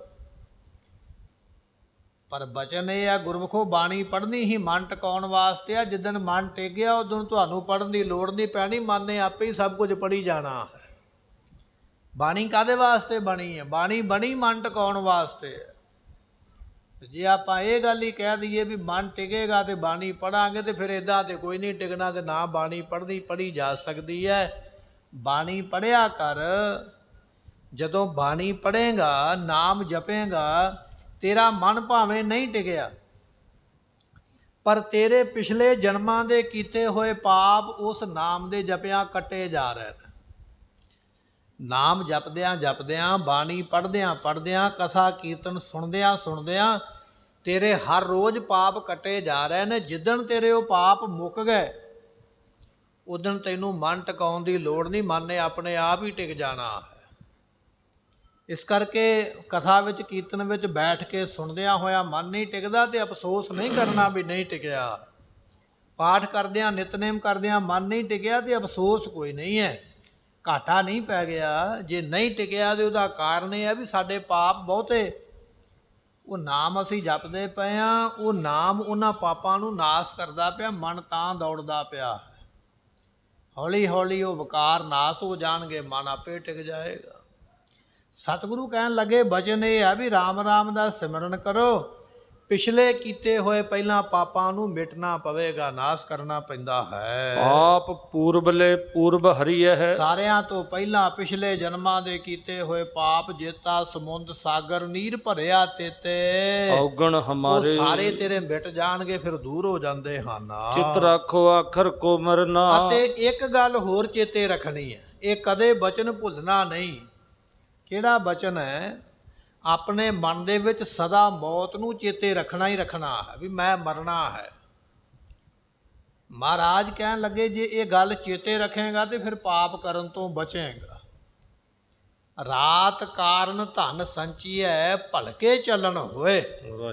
ਗੁਰੂ ਅੰਗਦ ਸਾਹਿਬ ਦੇ ਬਚਨ ਨੇ। ਮਹਾਰਾਜ ਕਹਿਣ ਲੱਗੇ ਜੇ ਤੇਰੇ ਮਨ ਵਿੱਚ ਇਹ ਗੱਲ ਪੱਕੀ ਹੋ ਗਈ ਨਾ ਵੀ ਮੈਂ ਅੱਜ ਦੀ ਰਾਤ ਇੱਥੇ ਰਹਿਣਾ ਹੈ ਤੇ ਸਵੇਰੇ ਚਲੇ ਜਾਣਾ ਹੈ, ਤੇ ਤੂੰ ਬਹੁਤੇ ਵਿਸਥਾਰ ਵਿੱਚ ਨਹੀਂ ਪਵੇਂਗਾ, ਬਹੁਤੇ ਫੈਲਾਅ ਵਿੱਚ ਨਹੀਂ ਪਵੇਂਗਾ, ਬਹੁਤੇ ਜੋੜ ਤੋੜ ਵਿੱਚ ਨਹੀਂ ਪਵੇਂਗਾ। ਪਤਾ ਵੀ ਰਾਤ ਕੱਟਣੀ ਹੈ ਤੇ ਸਵੇਰੇ ਚਲੇ ਜਾਣਾ, ਪਰ ਜੋੜ ਤੋੜ ਵਿੱਚ ਉਦੋਂ ਪੈਂਦਾ ਹੈ, ਫੈਲਾਅ ਉਦੋਂ ਕਰਦਾ ਹੈ ਜਦੋਂ ਇਹ ਸਮਝਦਾ ਵੀ ਮੈਂ ਤੇ ਪੱਕਾ ਹੀ ਇੱਥੋਂ ਦਾ ਵਸਨੀਕ ਆ, ਮੈਂ ਤੇ ਜਾਣਾ ਹੀ ਨਹੀਂ। ਇਹ ਤੂੰ ਆਪਣੀ ਜ਼ਿੰਦਗੀ ਦੀ ਇੱਕ ਉਮਰਾ ਕੱਟਣ ਵਾਸਤੇ ਇੱਕ ਰਾਤ ਕੱਟਣ ਆਇਆ। ਜਦੋਂ ਇਹ ਗੱਲ ਤੇਰੇ ਮਨ ਵਿੱਚ ਯਕੀਨ ਹੋ ਗਈ, ਤੂੰ ਜੰਜਾਲਾਂ ਵਿੱਚ ਆਪ ਹੀ ਨਹੀਂ ਪੈਣਾ, ਤੈਨੂੰ ਪਤਾ ਵੀ ਛੱਡ ਕੇ ਜਾਣਾ ਪੈਣਾ। ਚਿਤਰਾਖਰ ਆਖਰ ਕੋ ਮਰਨਾ, ਦੁਨੀਆ ਵਿੱਚ ਇੱਕ ਨਾ ਇੱਕ ਦਿਨ ਉਹ ਦਿਨ ਆਉਣਾ ਜਿੱਦਣ ਤੂੰ ਮਰ ਕੇ ਚਲੇ ਜਾਣਾ। ਪੈਂਦੇ ਖਾਂ ਨੂੰ ਆਖਿਆ ਨਾ ਗੁਰੂ ਹਰਗੋਬਿੰਦ ਮਹਾਰਾਜ ਜੀ ਨੇ, ਕਹਿੰਦੇ ਪੈਂਦਿਆ ਤੇਰੀ ਮੌਤ 7 ਦਿਨਾਂ ਦੇ ਵਿੱਚ ਹੈ, ਤੇ ਪੈਂਦੇ ਖਾਂ ਤੇ ਡਰ ਗਿਆ। 7 ਦਿਨ ਲੱਗ ਗਏ ਪਰ ਪੈਂਦੇ ਖਾਂ ਮਰਿਆ ਨਹੀਂ। 8ਵੇਂ ਦਿਨ ਉੱਠ ਕੇ ਮਹਾਰਾਜ ਦੇ ਕੋਲ ਆ ਗਿਆ। 7 ਦਿਨ ਤੇ ਮੰਜਾ ਫੜੀ ਰੱਖਿਆ, ਉੱਠਿਆ ਹੀ ਨਹੀਂ। ਇਸ ਤਰ੍ਹਾਂ ਲੱਗੇ ਵੀ ਜਮ ਸਰਾਣੇ ਖਲੋਤੇ ਨੇ। ਜਦੋਂ 7 ਦਿਨ ਲੰਘ ਗਏ, ਮੈਂ ਤੇ ਮਰਿਆ ਨਹੀਂ। ਮਹਾਰਾਜ ਦੇ ਕੋਲ ਆ ਗਿਆ, ਸਤਿਗੁਰੂ ਤੁਸੀਂ ਆਖਦੇ 7 ਦਿਨਾਂ 'ਚ ਮਰਨਾ ਤੇ ਮੈਂ ਤੇ ਬਚ ਗਿਆ। ਮਹਾਰਾਜ ਕਹਿਣ ਲੱਗੇ ਪੈਂਦਿਆ ਹਫਤੇ ਦੇ ਜਿਹੜੇ ਦਿਨ ਨੇ ਉਹ 7 ਹੀ ਨੇ। ਸੋਮਵਾਰ ਹੈ, ਮੰਗਲਵਾਰ ਹੈ, ਬੁੱਧ ਵੀਰ ਸ਼ੁੱਕਰਵਾਰ ਹੈ। ਮੌਤ ਇਹਨਾਂ ਦਿਨਾਂ ਵਿੱਚ ਹੀ ਆਉਣੀ ਹੈ। ਪਤਾ ਨਹੀਂ ਵੀ ਉਹ ਵਾਰ ਕਿਹੜਾ ਹੋਵੇਗਾ। ਉਹ ਸੋਮਵਾਰ ਵੀ ਹੋ ਸਕਦਾ, ਉਹ ਮੰਗਲਵਾਰ ਵੀ ਹੋ ਸਕਦਾ ਹੈ। ਇਸ ਕਰਕੇ ਮੌਤ ਨੂੰ ਹਮੇਸ਼ਾ ਚੇਤੇ ਰੱਖ ਵੀ ਹਫਤੇ ਦੇ 7 ਦਿਨਾਂ ਦਾ ਗੇੜਾ ਤੁਰਿਆ ਆਉਂਦਾ। ਇੱਕ ਗੇੜਾ ਉਹ ਵੀ ਆਉਣਾ ਜਿਸ ਦਿਨ ਮੇਰੀ ਮੌਤ ਹੋਣੀ ਹੈ। ਇਸ ਕਰਕੇ ਚਿੱਤ ਵਿੱਚ ਉਸ ਮੌਤ ਨੂੰ ਚੇਤੇ ਰੱਖ। ਨਦੀ ਪ੍ਰਵਾਹ ਜਗਤ ਕੋ ਥਿਰ ਨਾ। ਇਹ ਜਿਹੜਾ ਸੰਸਾਰ ਹੈ ਨਾ, ਨਦੀ ਦੇ ਪ੍ਰਵਾਹ ਵਰਗਾ ਹੈ। ਵੱਡੀਆਂ ਵੱਡੀਆਂ ਨਹਿਰਾਂ ਲੰਘਦੀਆਂ ਨਾ ਆਪਣੇ ਕੋਲੋਂ, ਪਰ ਉਹ ਲਗਾਤਾਰ ਚੱਲੀ ਜਾ ਰਹੀਆਂ ਨੇ। ਪਿੱਛੋਂ ਪਾਣੀ ਆਈ ਜਾ ਰਿਹਾ, ਅਗਲਾ ਅੱਗੇ ਤੁਰਿਆ ਜਾ ਰਿਹਾ, ਉਹ ਪਾਣੀ ਖੜਦਾ ਨਹੀਂ ਪਿਆ। ਸੰਸਾਰ ਵੀ ਬਿਲਕੁਲ ਉਹਦੇ ਨਾਲ ਦਾ ਹੀ ਹੈ। ਜਨਮ ਲੈ ਕੇ ਬੱਚੇ ਦੁਨੀਆ ਤੇ ਆਈ ਜਾ ਰਹੇ ਨੇ। ਜਿਨ੍ਹਾਂ ਨੂੰ ਜਨਮ ਪਹਿਲਾਂ ਮਿਲਿਆ ਹੋਇਆ ਉਹ ਮਰ ਕੇ ਦੁਨੀਆ ਤੋਂ ਤੁਰੇ ਜਾਂਦੇ। ਇਹ ਸੰਸਾਰ ਤੇ ਨਦੀ ਦਾ ਪ੍ਰਵਾਹ ਹੈ। ਨਦੀਆਂ ਵਾਹ ਵਿਸ਼ੁੰਨਿਆ ਮੇਲਾ ਸੰਜੋਗੀ ਰਾਮ। ਇਹ ਤੇ ਸੰਜੋਗਾਂ ਦਾ ਮੇਲਾ। ਸਾਡੇ ਇੱਕ ਦੂਜੇ ਨਾਲ ਕੋਈ ਕਰਮ ਸਾਂਝੇ ਨੇ, ਕਿਸੇ ਤੋਂ ਕੁਝ ਲੈਣਾ ਕੁਝ ਦੇਣਾ ਹੈ। ਇਸ ਕਰਕੇ ਮੇਲਾ ਗੇਲਾ ਹੋ ਗਿਆ ਦੁਨੀਆ ਵਿੱਚ ਆ ਕੇ, ਪਰ ਅੱਗੇ ਜਾ ਕੇ ਫਿਰ ਤੋਂ ਜੋੜ ਵਿਛੋੜੇ ਬਣੇ ਹੋਏ। ਮਹਾਰਾਜ ਕਹਿਣ ਲੱਗੇ ਸੰਸਾਰ ਜਿਹੜਾ ਹੈ ਨਾ ਭਾਈ, ਇਹ ਨਦੀ ਦੇ ਪ੍ਰਵਾਹ ਵਰਗਾ ਹੈ, ਇਸ ਨੇ ਤੁਰੇ ਜਾਣਾ ਹੈ। ਇਨ ਦੋਨੋਂ ਕੋ ਨਾਹਿ ਬਸਾਰੋ। ਇਹ ਬਚਨ ਕਦੇ ਵਿਸਾਰਨਾ ਨਹੀਂ। ਇੱਕ ਤੇ ਰਾਮ ਦਾ ਨਾਮ ਨਹੀਂ ਭੁਲਾਉਣਾ ਤੇ ਦੂਜਾ ਮੌਤ ਨੂੰ ਨਹੀਂ ਭੁਲਾਉਣਾ। ਇਹ 2 ਬਚਨ ਹਮੇਸ਼ਾ ਚੇਤੇ ਰੱਖੋ। ਜੇ ਮੁਕਤ ਹੋਣਾ ਚਾਹੁੰਦੇ ਜੇ ਤੇ ਫਿਰ ਇਹ 2 ਬਚਨ ਚੇਤੇ ਰੱਖਣੇ ਪੈਣਗੇ। ਬਾਬਾ ਫਰੀਦ ਸਾਹਿਬ ਜੀ ਕਹਿਣ ਲੱਗੇ ਵੀ ਇੰਨੀ ਲੋਈ ਨਹੀਂ ਦੇਖਦਿਆਂ ਕੀਤੀ ਚੱਲ ਗਈ ਫਰੀਦਾ, ਲੋਕਾਂ ਆਪੋ ਆਪਣੀ ਮੈਂ ਆਪਣੀ ਪਈ। ਲੋਕਾਂ ਨੂੰ ਆਪੋ ਆਪਣੀ ਆ ਵੀ ਇੱਕ ਘਰ ਬਣਾਇਆ, ਘੋਰ ਬਣਾ ਲਈਏ, ਥੋੜੀ ਜ਼ਮੀਨ ਖਰੀਦੀ ਆ, ਥੋੜੀ ਹੋਰ ਖਰੀਦ ਲਈਏ। ਲੋਕਾਂ ਨੂੰ ਆਪੋ ਆਪਣੀ ਪਈ ਹੈ। ਫਰੀਦ ਸਾਹਿਬ ਜੀ ਕਹਿੰਦੇ ਮੈਨੂੰ ਆਪਣੀ ਬਣੀ ਹੈ ਵੀ ਦਿਨ ਉਮਰਾਂ ਦੇ ਕੋਈ ਪਤਾ ਨਹੀਂ ਵੀ ਕਿੰਨੇ ਰਹਿ ਗਏ ਨੇ। ਜਿੰਨਾ ਵੀ ਨਾਮ ਜਪਿਆ ਜਾਂਦਾ ਰੱਬ ਦਾ ਜਪ ਲਈਏ, ਬਾਅਦ 'ਚ ਨਹੀਂ ਜੇ ਜਪਿਆ ਜਾਣਾ। ਇੰਨੀ ਲੋਈ ਨਹੀਂ ਦੇਖਦਿਆਂ, ਲੋਇਨ ਜਿਹੜੇ ਸਾਡੇ ਨੇਤਰ ਨੇ ਨਾ, ਅੱਖਾਂ, ਇਹਨਾਂ ਨਾਲ ਦੇਖਦਿਆਂ ਕੀਤੀ ਚੱਲ ਗਈ। ਪਤਾ ਨਹੀਂ ਕਿੰਨੀ ਕੁ ਦੁਨੀਆ ਸ਼ਮਸ਼ਾਨ ਦੀ ਯਾਤਰਾ ਨੂੰ ਤੁਰੀ ਹੋਈ ਤੇ ਅਸੀਂ ਵੇਖੀ ਹੈ। ਕਈਆਂ ਨੂੰ ਮੋਢਾ ਅਸੀਂ ਵੀ ਦਿੱਤਾ ਹੋਵੇਗਾ, ਤੇ ਕਈਆਂ ਦੇ ਥਾਂ ਤੇ ਅਸੀਂ ਵੀ ਜਾ ਕੇ ਰੋਏ ਹੋਵਾਂਗੇ ਵੀ ਇਹ ਬੜਾ ਮਾੜਾ ਹੋਇਆ ਹੈ। ਅੱਖਾਂ ਨਾਲ ਮੁਰਦੇ ਜਾਂਦੇ ਵੇਖੇ ਸ਼ਮਸ਼ਾਨ ਘਾਟ ਨੂੰ, ਪਰ ਯਕੀਨ ਮੈਨੂੰ ਕੋਈ ਨਹੀਂ ਹੈ ਵੀ ਮੈਂ ਵੀ ਇਸੇ ਰਸਤਿਓਂ ਹੀ ਜਾਣਾ ਹੈ। ਇੰਨੀ ਲੋਏ ਨਹੀਂ ਦੇਖਦਿਆਂ ਕੀਤੀ ਚੱਲ ਗਈ, ਲੋਕਾਂ ਆਪੋ ਆਪਣੀ ਮੈਂ ਆਪਣੀ ਪਈ। ਆਪਣੀ ਪਈ। ਪਰ ਇਹ ਬਾਤ ਉਹਨਾਂ ਨੂੰ ਸਮਝ ਆਈ ਹੈ ਜਿਨ੍ਹਾਂ ਦੇ ਕੋਲ ਕਮਾਈ ਹੈ। ਬਹੁਰ ਨਾ ਹੋਏ ਹੈ ਪਾਪ ਦੁਖਾਰੋ। ਤੇ ਸਤਿਗੁਰੂ ਪਾਤਸ਼ਾਹ ਕਹਿੰਦੇ ਜੇ ਮੌਤ ਚੇਤੇ ਰਹੀ ਤੇ ਪਾਪ ਕਰੇਗਾ ਹੀ ਨਹੀਂ। ਪਾਪ ਤੇ ਬੰਦਾ ਤਾਂ ਹੀ ਕਰਦਾ ਨਾ, ਮੈਨੂੰ ਕਿਹੜਾ ਰੱਬ ਵੇਖਦਾ ਤੇ ਮੈਨੂੰ ਕਿਹੜਾ ਬੰਦਾ ਵੇਖਦਾ, ਪਾਪ ਤਾਂ ਹੋ ਗਿਆ। ਤੇ ਜਦੋਂ ਇਹ ਹੋ ਗਿਆ ਵੀ ਰੱਬ ਵੇਖਦਾ ਪਿਆ ਔਰ ਮੈਂ ਮਰ ਕੇ ਇੱਥੋਂ ਚਲੇ ਜਾਣਾ ਤੇ ਮੈਂ ਪਾਪ ਕਰਾਂ ਕਿਉਂ, ਫਿਰ ਬੰਦਾ ਪਾਪ ਨਹੀਂ ਕਰਦਾ ਹੈ। ਸੁਨ ਉਪਦੇਸ਼ ਸਾਰ ਵਥ ਜੋਏ। ਸਤਿਗੁਰੂ ਪਾਤਸ਼ਾਹ ਮਹਾਰਾਜ ਸਾਹਿਬ ਜੀ ਦਾ ਉਪਦੇਸ਼ ਸੁਣ ਕੇ ਤੇ ਇਹਨਾਂ ਨੇ ਸਾਰ ਜਿਹੜਾ ਸਿਧਾਂਤ ਉਸ ਵੇਲੇ ਜਾਣ ਲਿਆ ਹੈ। ਰਾਮ ਮਰਨ ਰਾਖਨ ਚਿਤ ਦੋਏ। ਦੋ ਮਹਾਰਾਜ ਨੇ ਵਚਨ ਕੀਤੇ ਵੀ ਇੱਕ ਤੇ ਵਾਹਿਗੁਰੂ ਨੂੰ ਨਹੀਂ ਭੁੱਲਣਾ ਹੈ। ਸਵਾਲ ਇਹ ਸੀ ਵੀ ਮਹਾਰਾਜ ਸੌਖਾ ਜਿਹਾ ਤਰੀਕਾ ਦੱਸ ਦਿਓ ਵੀ ਦੁਨੀਆ ਤੋਂ ਤਰੀਏ ਕਿਵੇਂ। ਸਾਡੇ ਕੋਲੋਂ ਜਲ ਧਾਰੇ ਨਹੀਂ ਹੁੰਦੇ, ਸਾਡੇ ਕੋਲੋਂ ਪਹਾੜਾਂ ਤੇ ਬਰਫ਼ ਵਾਲਿਆਂ ਤੇ ਨਹੀਂ ਬੈਠਿਆ ਜਾਣਾ, ਅਸੀਂ ਜੰਗਲ ਵਿੱਚ ਜਾ ਕੇ ਸਮਾਧੀ ਨਹੀਂ ਲਾ ਸਕਦੇ। ਮਹਾਰਾਜ ਸੌਖਾ ਜਿਹਾ ਤਰੀਕਾ, ਤੇ ਸੌਖਾ ਤਰੀਕਾ ਇਹ ਆ ਵੀ ਆਪਣੇ ਘਰ ਵਿੱਚ ਬੈਠਾ ਰਹੋ, ਪਰਿਵਾਰ ਦੇ ਵਿੱਚ ਰਹੋ ਤੇ ਪ੍ਰਸ਼ਾਦਾ ਪਾਣੀ ਛਕ ਦੇ ਦਸਾਂ ਨੋਹਾਂ ਦੀ ਕਿਰਤ ਕਰ ਤੇ ਵਾਹਿਗੁਰੂ ਮੰਤਰ ਕਦੇ ਨਾ ਭੁੱਲੇ, ਨਾ ਕੰਮ ਕਰਦਿਆਂ, ਨਾ ਸੌਂਦਿਆਂ, ਨਾ ਬਹਿੰਦਿਆਂ, ਉਠਤ ਬੈਠਤ ਸੋਵਤ ਨਾਮ ਕਹੋ ਨਾਨਕ ਜਨ ਕੇ ਸਦਕਾਮ। ਤੇ ਦੂਜਾ ਬਚਨ ਕਿ ਮਰ ਕੇ ਦੁਨੀਆ ਤੋਂ ਜਾਣਾ ਹੈ। ਕਿੱਥੇ ਤੈਂਡੇ ਮਾਪਿਓ ਜਿੰਨੀ ਤੂੰ ਜਨਿਓ ਹੈ, ਤੈ ਪਾਸੋਂ ਲੱਦ ਗਏ ਤੂੰ ਅਜੇ ਨਾ ਪਤੀ ਦਿਓ। ਇਹ ਬਚਨ ਮਹਾਰਾਜ ਸਾਹਿਬ ਜੀਆਂ ਦੇ ਕਹਿੰਦੇ ਇੱਕ ਮੌਤ ਨੂੰ ਚੇਤੇ ਰੱਖ, ਇੱਕ ਵਾਹਿਗੁਰੂ ਨੂੰ ਚੇਤੇ ਰੱਖ। ਇਹਦੇ ਤੋਂ ਸੌਖਾ ਤਰੀਕਾ ਤੇ ਫਿਰ ਦੁਨੀਆ ਤੋਂ ਤਰਨ ਦਾ ਕੋਈ ਹੋਰ ਹੋ ਹੀ ਨਹੀਂ ਸਕਦਾ।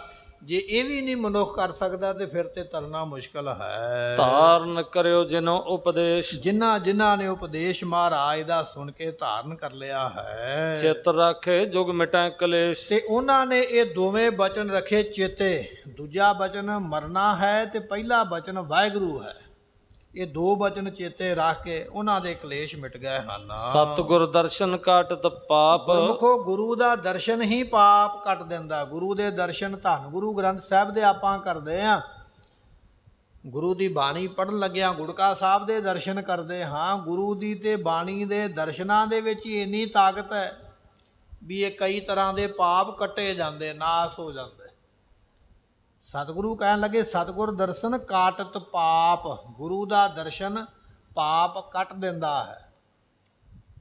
ਤਾਂ ਹੀ ਬਚਨ ਹੈ ਦਰਸ਼ਨ ਦੇਖ ਜੀਵਾਂ ਗੁਰ ਤੇਰਾ।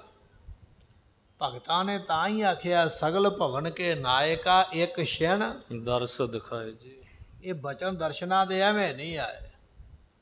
ਇਹ ਨਾ ਸਮਝ ਲਿਓ ਵੀ ਇਹ ਦੁਨੀਆਦਾਰੀ ਦੀ ਰੀਤ ਹੈ। ਨਹੀਂ, ਦਰਸ਼ਨਾਂ ਦਾ ਫਲ ਬੜਾ ਵੱਡਾ ਹੈ, ਬੜਾ ਵੱਡਾ ਮਹਾਤਮ ਹੈ। ਇੱਕ ਵਿਅਕਤੀ ਪੁੱਛਦਾ ਨਾ ਆਪਣੇ ਘਰ ਵਿੱਚ ਸਾਧੂਆਂ ਨੂੰ ਬਿਠਾ ਲੈਂਦਾ, ਰਾਤ ਨੂੰ ਪ੍ਰਸ਼ਾਦਾ ਛਕਾਉਂਦਾ, ਸਵੇਰੇ ਜਦੋਂ ਚੱਲਣ ਲੱਗਦੇ ਤੇ ਇੱਕੋ ਹੀ ਸਵਾਲ ਕਰਦਾ ਵੀ ਸਾਧੂਆਂ ਦੀ ਸੰਗਤ ਦਾ ਫਲ ਕੀ ਮਿਲਦਾ ਹੈ। ਤੇ ਸਾਰੇ ਸਾਧੂ ਦੱਸਦੇ ਇਹ ਫਲ ਮਿਲਦਾ, ਦੂਜਾ ਆਉਂਦਾ ਇਹ ਫਲ ਮਿਲਦਾ, ਤੀਜਾ ਆਉਂਦਾ ਇਹ ਫਲ ਮਿਲਦਾ। ਦੱਸਦੇ ਸਾਰੇ ਪਰ ਉਹ ਬੰਦੇ ਦੀ ਤਸੱਲੀ ਨਹੀਂ ਹੁੰਦੀ। ਕਿਤਾਬੀ ਗਿਆਨ ਤੇ ਸਾਰੇ ਹੀ ਦੇਈ ਜਾਂਦੇ। ਜਿਹੜੀ ਉਹ ਮਨ ਵਿੱਚ ਗੱਲ ਚਾਹੁੰਦਾ ਹੈ ਨਾ ਵੀ ਮੈਨੂੰ ਯਕੀਨ ਹੋ ਜਾਵੇ, ਤਸੱਲੀ ਹੋ ਜਾਵੇ, ਉਹ ਨਹੀਂ ਕਿਸੇ ਕੋਲੋਂ ਵੀ ਹੋਈ।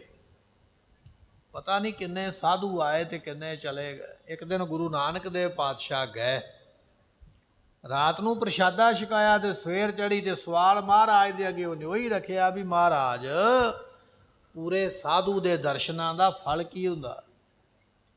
ਤੇ ਮਹਾਰਾਜ ਤੇ ਜਾਣੀ ਜਾਣ ਸਨ ਵੀ ਸਾਡੇ ਤੋਂ ਪਹਿਲਾਂ ਇਹਨੇ ਹਜ਼ਾਰਾਂ ਬੰਦਿਆਂ ਨੂੰ ਇਹ ਗੱਲ ਪੁੱਛੀ ਹੈ। ਇਹ ਸੁਣ ਕੇ ਯਕੀਨ ਨਹੀਂ ਕਰੇਗਾ, ਇਹ ਵੇਖ ਕੇ ਯਕੀਨ ਕਰੇਗਾ, ਇਹਨੂੰ ਵਿਖਾਉਣਾ ਪਵੇਗਾ। ਤੇ ਸਤਿਗੁਰਾਂ ਨੇ ਫਿਰ ਬਚਨ ਆਖਿਆ, ਕਹਿਣ ਲੱਗੇ ਭਾਈ ਚੜ੍ਹਦੇ ਨੂੰ ਜਾ, ਉੱਥੇ ਇੱਕ ਰੁੱਖ ਹੈ, ਉਹਦੇ ਥੱਲੇ ਬੈਠੇਗਾ ਤੇਰਾ ਜਵਾਬ ਮਿਲੇਗਾ। ਸਾਖੀ ਬੜੀ ਲੰਬੇਰੀ ਹੈ। ਇੱਕ ਦਿਨ ਗਿਆ, ਦੂਜੇ ਦਿਨ ਗਿਆ, ਤੀਜੇ ਦਿਨ ਗਿਆ। ਤੀਜੇ ਦਿਨ ਵਾਪਸ ਆ ਕੇ ਕਹਿੰਦਾ ਮਹਾਰਾਜ ਮੈਂ ਜਾਂਦਾ ਜ਼ਰੂਰ ਹਾਂ, ਪਰ ਮੈਨੂੰ ਪਤਾ ਤੇ ਲੱਗਾ ਕੋਈ ਨਹੀਂ ਵੀ ਤੁਸੀਂ ਰੋਜ਼ ਮੈਨੂੰ ਤੋਰ ਛੱਡਦੇ ਹੋ ਵੀ ਜਾ ਉੱਥੇ ਜਾ ਕੇ ਬਹਿ ਜਾ। ਤੇ ਬਹਿੰਦਾ ਤੇ ਮੈਂ ਰੋਜ਼ ਹਾਂ, ਪਰ ਮੈਨੂੰ ਮੇਰੇ ਸਵਾਲ ਦਾ ਜਵਾਬ ਕੋਈ ਨਹੀਂ ਆਇਆ। ਸਤਿਗੁਰੂ ਕਹਿੰਦੇ ਅੱਜ ਚੌਥਾ ਦਿਨ ਹੈ, ਅੱਜ ਜਾਵੇਂਗਾ ਤੇ ਤੈਨੂੰ ਜਵਾਬ ਮਿਲੇਗਾ। ਚੌਥਾ ਗਿਆ, ਚੌਥਾ ਦਿਨ ਆ ਗਿਆ, ਚਲੇ ਗਿਆ ਉੱਠ ਕੇ। ਉੱਥੇ ਦੋ ਸਰੀਰ ਮਿਲੇ, ਨਰ ਤੇ ਮਾਦਾ, ਮਨੁੱਖ ਤੇ ਇਸਤਰੀ ਦਾ। ਉਹਨਾਂ ਨੂੰ ਜਾ ਕੇ ਪੁੱਛਦਾ ਗੁਰੂ ਦੇ ਦਰਸ਼ਨਾਂ ਦਾ, ਸਾਧੂ ਦੇ ਦਰਸ਼ਨਾਂ ਦਾ ਫਲ ਕੀ ਹੁੰਦਾ? ਤੇ ਉਹਨਾਂ ਨੇ ਜਵਾਬ ਦਿੱਤਾ, ਕਹਿਣ ਲੱਗੇ ਸਾਧੂ ਦੇ ਦਰਸ਼ਨ, ਗੁਰੂ ਦੇ ਦਰਸ਼ਨ ਦਾ ਤੇ ਫਲ ਅਸੀਂ ਤੈਨੂੰ ਦੱਸ ਨਹੀਂ ਸਕਦੇ, ਪਰ ਤੈਨੂੰ ਇੰਨੀ ਕੁ ਗੱਲ ਦੱਸ ਦਿੰਦੇ ਆ ਵੀ ਗੁਰੂ ਦੇ ਦਰਸ਼ਨ ਤੂੰ ਕਰਕੇ ਆਇਆ ਤੇ ਤੇਰੇ 4 ਦਿਨਾਂ ਤੋਂ ਦਰਸ਼ਨ ਅਸੀਂ ਕਰਦੇ ਰਹੇ ਹਾਂ।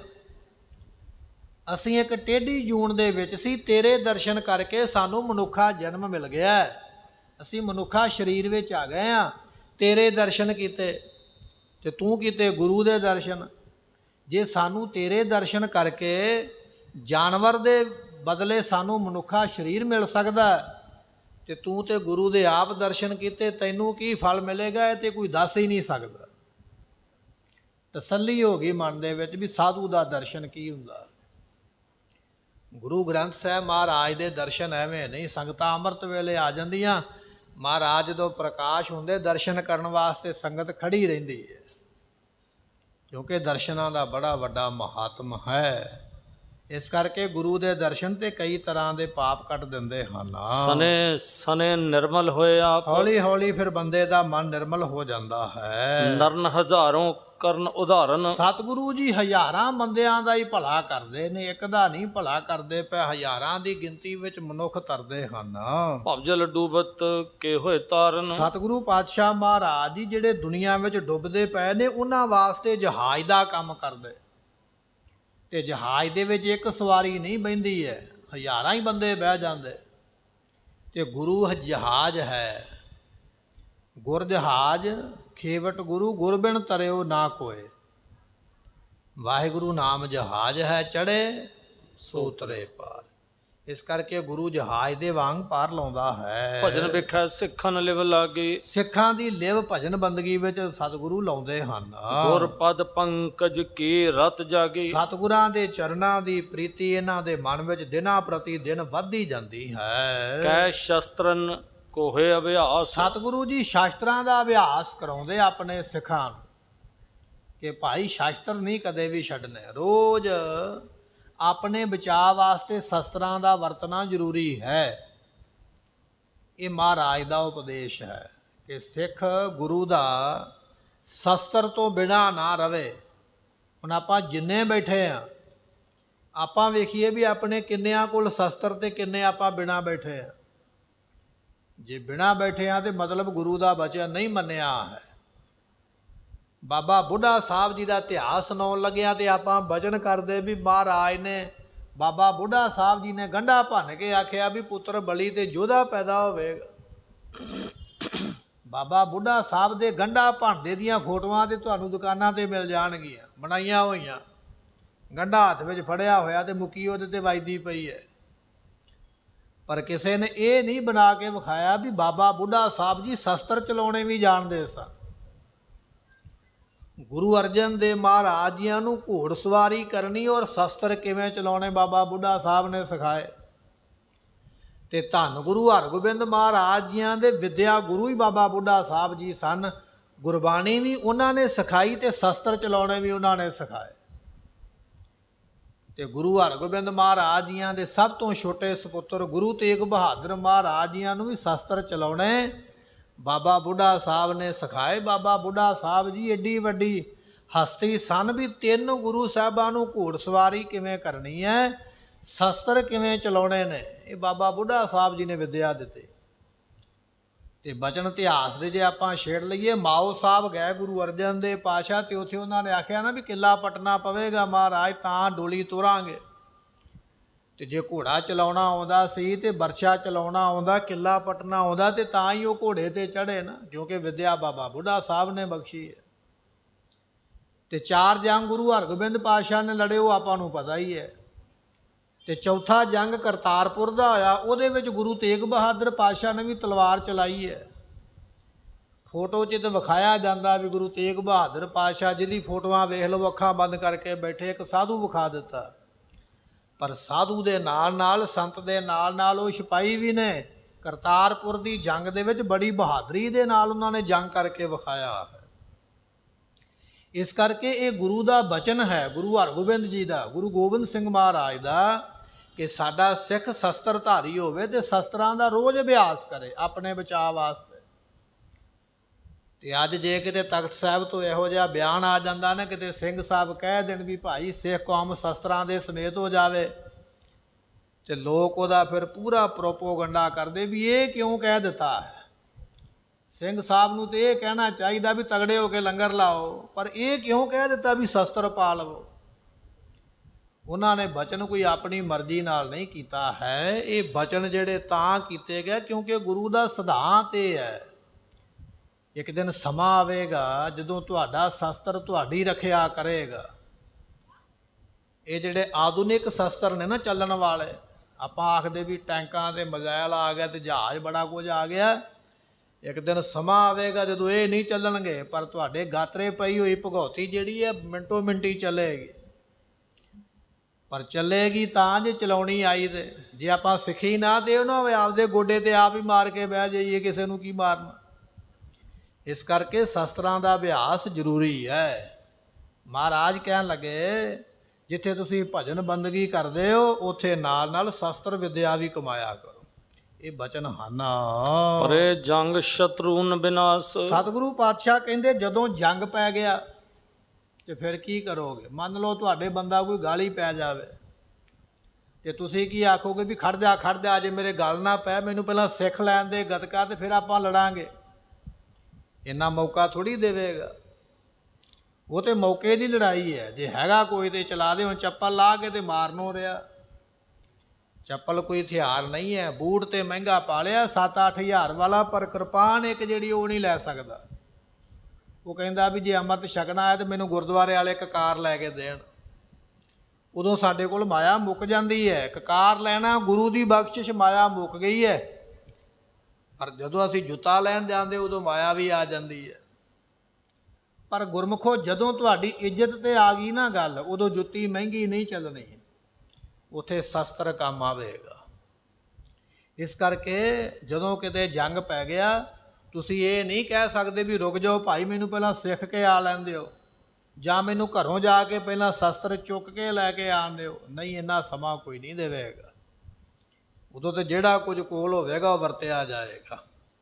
ਸਤਿਗੁਰੂ ਕਹਿਣ ਲੱਗੇ ਜੰਗ ਪਵੇਗਾ, ਆਪਣੇ ਆਪ ਨੂੰ ਬਚਾ ਲਵੇਂਗਾ ਤੇ ਦੁਸ਼ਮਣ ਨੂੰ ਨਾਸ਼ ਕਰ ਦੇਵੇਂਗਾ।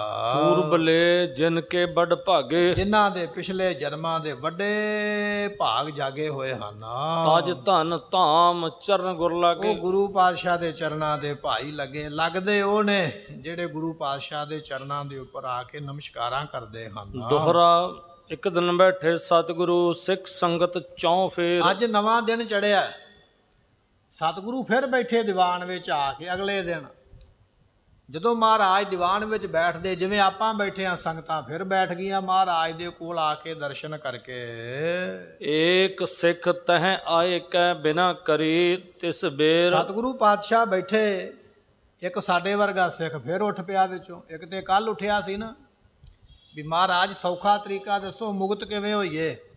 ਇਹ ਜਿਹੜਾ ਅੱਜ ਨਵਾਂ ਉੱਠ ਕੇ ਆਇਆ, ਇਹਦਾ ਸਵਾਲ ਵੀ ਨਵਾਂ ਹੀ ਹੈ। ਇੱਕ ਸਿੱਖ ਉੱਠਿਆ ਸੰਗਤ ਵਿੱਚੋਂ, ਸਤਿਗੁਰਾਂ ਨੂੰ ਮੱਥਾ ਟੇਕਿਆ, ਨਮਸਕਾਰ ਕਰਕੇ ਕਹਿਣ ਲੱਗਾ ਮਹਾਰਾਜ ਮੇਰੀ ਇੱਕ ਬੇਨਤੀ ਹੈ, ਮੇਰਾ ਵੀ ਇੱਕ ਸਵਾਲ ਹੈ, ਕਿਰਪਾ ਕਰਕੇ ਸੁਣਨਾ ਕਰੋ। ਚੌਪਈ ਸੱਚੇ ਪਾਤਸ਼ਾਹ ਗੁਰਪੂਰੇ। ਸੱਚੇ ਪਾਤਸ਼ਾਹ ਜੀ, ਆਪ ਜੀ ਪੂਰੇ ਗੁਰੂ ਹੋ। ਜਿਹੜਾ ਸਿੱਖ ਉੱਠਿਆ ਨਾ ਸੰਗਤ ਵਿੱਚੋਂ, ਉਹ ਕਹਿੰਦਾ ਪਿਆ ਮਹਾਰਾਜ ਆਪ ਜੀ ਪੂਰੇ ਗੁਰੂ ਹੋ। ਆਨ ਪਰਿਓ ਮੈਂ ਸ਼ਰਨ ਹਜ਼ੂਰੇ। ਸਤਿਗੁਰੂ ਮੈਂ ਤੁਹਾਡੀ ਹਜ਼ੂਰੀ ਵਿੱਚ ਆ ਗਿਆ, ਤੁਹਾਡੀ ਸ਼ਰਨ ਵਿੱਚ ਆ ਗਿਆ, ਤੁਹਾਡੀ ਸ਼ਰਨ ਵਿੱਚ ਆ ਕੇ ਪਿਆ ਹਾਂ। ਦੁਖੀ ਸੰਸਾਰ ਦਿਸ਼ਾ ਤੇ ਹੋਵਾ। ਮਹਾਰਾਜ ਨੇ ਪੁੱਛਿਆ, ਕਹਿਣ ਲੱਗੇ ਸਿੱਖਾ ਕੀ ਗੱਲ ਹੈ? ਕੰਨਾਂ ਨੂੰ ਹੱਥ ਲਾ ਕੇ ਆਖਦਾ ਤੋਬਾ ਤੋਬਾ ਤੋਬਾ ਤੋਬਾ। ਮਹਾਰਾਜ ਕਹਿੰਦੇ ਕੀ ਹੋਇਆ? ਕਹਿੰਦਾ ਮਹਾਰਾਜ ਮੈਂ ਦੁਨੀਆ ਵੱਲੋਂ ਬੜਾ ਦੁਖੀ ਜੇ। ਤੇ ਦੁਨੀਆ ਤੋਂ ਦੁਖੀ ਕੌਣ ਨਹੀਂ, ਸਾਰੀ ਦੁਨੀਆ ਹੀ ਦੁਨੀਆ ਤੋਂ ਦੁਖੀ ਹੈ। ਕੋਈ ਬੰਦਾ ਕਿਸੇ ਤੋਂ ਸੁਖੀ ਨਹੀਂ ਹੈ। ਘਰ ਦੇ ਵਿੱਚ 4 ਮੈਂਬਰ ਨੇ ਨਾ, ਉਹ ਵੀ ਇੱਕ ਦੂਜੇ ਤੋਂ ਦੁਖੀ ਨੇ। ਇਹ ਕਹਿੰਦਾ ਵੀ ਮਹਾਰਾਜ ਮੈਂ ਬੜਾ ਦੁਖੀ ਹਾਂ। ਮਹਾਰਾਜ ਕਹਿੰਦੇ ਕਿਹਦੇ ਤੋਂ? ਕਹਿੰਦਾ ਸਤਿਗੁਰੂ ਮਹਾਰਾਜ ਮੈਂ ਤੇ ਸਾਰਿਆਂ ਤੋਂ ਹੀ ਦੁਖੀ ਹਾਂ। ਸਾਰੀ ਦੁਨੀਆ, ਜਿੰਨੀ ਜਨਤਾ, ਜਿੰਨੇ ਲੋਕ ਨੇ ਨਾ, ਮੈਂ ਤਾਂ ਸਾਰਿਆਂ ਤੋਂ ਦੁਖੀ, ਮੈਨੂੰ ਬਹੁਤ ਦੁੱਖ ਲੱਗਦਾ ਹੈ। ਰਹਿਓ ਵਿਚਾਰ ਨਹੀਂ ਸੁਖ ਜੋਵਾ। ਤੇ ਸਤਿਗੁਰੂ ਪਾਤਸ਼ਾਹ ਕਹਿੰਦੇ, ਫਿਰ ਕਹਿਣ ਲੱਗਾ ਜੀ ਮੈਂ ਬੜਾ ਕੁਝ ਵੇਖਿਆ ਪਰ ਮੈਨੂੰ ਤੇ ਕਿਤਿਓਂ ਵੀ ਸੁੱਖ ਨਹੀਂ ਦਿਸਿਆ। ਸਾਰੇ ਰਿਸ਼ਤੇਦਾਰ ਵੀ ਅਪਣਾ ਕੇ ਵੇਖ ਲੈ, ਸਾਰਿਆਂ ਦੀ ਮਦਦ ਕਰਕੇ ਵੀ ਵੇਖ ਲਈ ਆ, ਖੱਟੀਆਂ ਕਮਾਈਆਂ ਵੀ ਬਹੁਤੀਆਂ ਕਰਕੇ ਵੇਖ ਲਈਆਂ, ਮਹਾਰਾਜ ਮੈਨੂੰ ਕਿਸੇ ਪਾਸਿਓਂ ਵੀ ਸੁੱਖ ਦਿਸਿਆ ਹੀ ਨਹੀਂ। ਹਰ ਪਾਸਿਓਂ ਦੁਨੀਆ ਦੁਖੀ ਕਰਨ ਤੇ ਹੋਈ ਹੈ ਤੇ ਦੁਨੀਆ ਨੇ ਮੈਨੂੰ ਦੁੱਖ ਬਹੁਤ ਦਿੱਤਾ ਹੋਇਆ ਹੈ। ਦੇਹੋ ਕਲਿਆਣ ਕਿਰਪਾ ਕਹੋ ਨਾਨੋ। ਤੇ ਸਤਿਗੁਰੂ ਪਾਤਸ਼ਾਹ ਮਹਾਰਾਜ ਨੂੰ ਕਹਿੰਦਾ ਵੀ ਸਤਿਗੁਰੂ ਮੇਰੇ ਤੇ ਕਿਰਪਾ ਕਰੋ, ਮੈਨੂੰ ਮੁਕਤ ਕਰ ਦਿਓ। ਮੈਂ ਦੁਨੀਆ ਵੱਲੋਂ ਹੋ ਗਿਆ ਦੁਖੀ ਤੇ ਦੁਨੀਆ ਨੇ ਮੈਨੂੰ ਕਰਤਾ ਦੁਖੀ। ਮੈਂ ਆਇਆ ਮੁਕਤ ਹੋਣ ਵਾਸਤੇ ਤੁਹਾਡੇ ਕੋਲ, ਤੇ ਮਹਾਰਾਜ ਵੀ ਇਹੋ ਜੀ ਕਿਰਪਾ ਕਰੋ ਜਿਹਦੇ ਕਰਕੇ ਮੈਂ ਮੁਕਤ ਹੋ ਜਾਵਾਂ। ਤੇ ਸਤਿਗੁਰੂ ਉਸ ਵੇਲੇ ਬਚਨ ਸੁਣਦੇ ਹਨ। ਜਨਮ ਮਰਨ ਦੁੱਖ ਅਰ ਅਗ ਹਾਨੋ। ਸਤਿਗੁਰੂ ਪਾਤਸ਼ਾਹ ਨੂੰ ਕਹਿੰਦਾ ਵੀ ਮਹਾਰਾਜ ਜੰਮਣ ਤੇ ਮਰਨ ਦਾ ਦੁੱਖ ਦੂਰ ਕਰ ਦਿਓ ਤੇ ਜਿੰਨੇ ਮੇਰੇ ਪਾਪ ਨੇ ਸਾਰੇ ਨਾਸ਼ ਕਰ ਦਿਓ। ਆਪਾਂ ਵੀ ਸਾਰੇ ਉਹ ਕੁਝ ਹੀ ਚਾਹੁੰਦੇ ਆ ਵੀ ਸਾਨੂੰ ਕੁਝ ਨਾ ਕਰਨਾ ਪਵੇ, ਗੁਰੂ ਸਭ ਕੁਝ ਕਰੇ ਤੇ ਅਸੀਂ ਬਸ ਵਿਹਲੇ ਬੈਠੇ ਪ੍ਰਸ਼ਾਦ ਲੈ ਕੇ ਤੇ ਘਰ ਨੂੰ ਤੁਰਦੇ ਬਣੀਏ।